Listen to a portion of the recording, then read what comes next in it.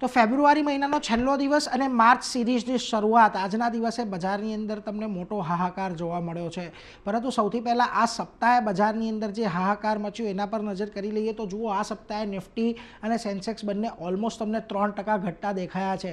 Nifty બેન્કે થોડી લાજ રાખી છે, આ સપ્તાહે લગભગ 1.25% જેટલો જ ઘટ્યો છે, પરંતુ મિડકેપની અંદર જુઓ 5%નો ઘટાડો આ સપ્તાહે આવ્યો છે અને ઓલમોસ્ટ 6%નો ઘટાડો સ્મોલ કેપની અંદર આપણને આ અઠવાડિયે આવતો જોવા મળ્યો છે।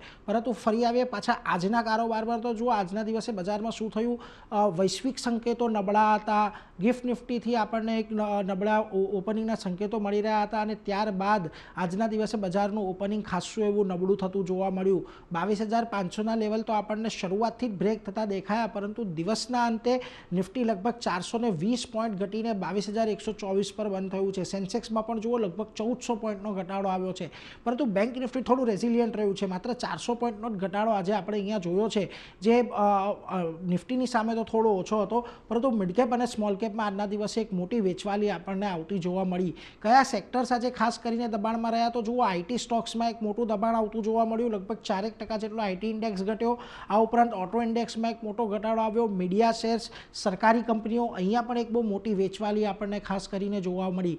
નિફ્ટીના ફ્રન્ટ પરથી આજે આપણને જ્યાં મોટો ઘટાડો આવતો દેખાયો એમાં જુઓ ઇન્ડસઇન્ડ બેંકનો સમાવેશ થાય છે, લગભગ 5.5% જેટલો સ્ટોક ઘટ્યો।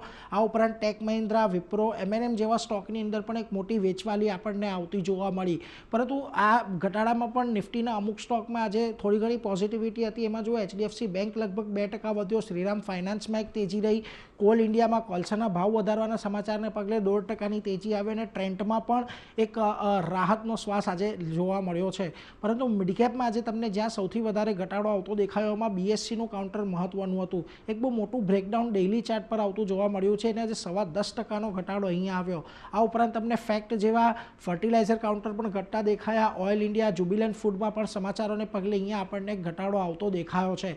જ્યાં આગળ પોઝિટિવિટી ખાસ કરીને આપણને આવતી જોવા મળી એમાં જુઓ બંધન બેંક છે, ફિનિક્સ મિલ છે, એયુ સ્મોલ ફાઇનાન્સ બેંક છે અને મઝગાંવ ડોક છે કે જ્યાં આગળ એક પોઝિટિવિટી સાથેનો કારોબાર આપણને આજના દિવસે જોવા મળ્યો।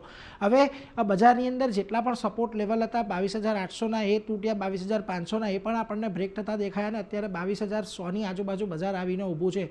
હજી પણ અહીંયાથી થોડો ઘણો ઘટાડો આવી શકે એવું નિષ્ણાંતોનું કહેવું છે। 21,800, 22,000ના ઝોનને અહીંયાથી હવે ખાસ વોચઆઉટ કરતા રહેવાનો છે આવનારા સમયમાં, પરંતુ એક વાત તો નક્કી છે કે હજી પણ બજારમાં થોડો ઘણો ઘટાડો આવી શકે એવી શક્યતાઓ નિષ્ણાંતો દર્શાવી રહ્યા છે।